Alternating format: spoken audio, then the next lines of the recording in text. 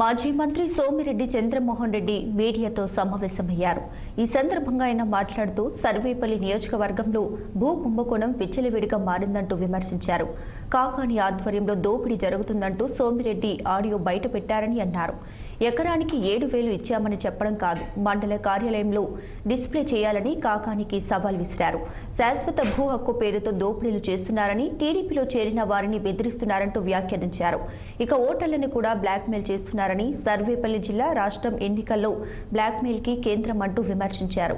June 4 వరకు ఇళ్ల పట్టాలపై ఎటువంటి బెదిరింపు చర్యలు జరగకుండా కలెక్టర్ చర్యలు తీసుకోవాలంటూ కోరారు.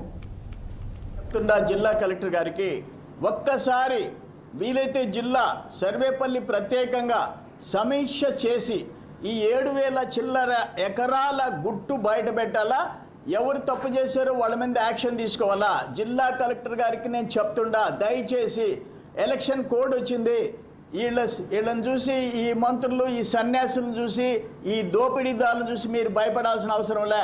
చట్ట ప్రకారం పేదోళ్ళ ఆస్తులు కాపాడండి, పేదోళ్ళ ఆస్తులు కాపాడండి. రామదాస్ కంట్రీలో 60-70 కోట్లు కుంభకోణం, ఇక్కడ దాదాపు 16 ఎకరాల్లో 12-13 కోట్లు, 14 కోట్ల కుంభకోణం. ఏంటిది?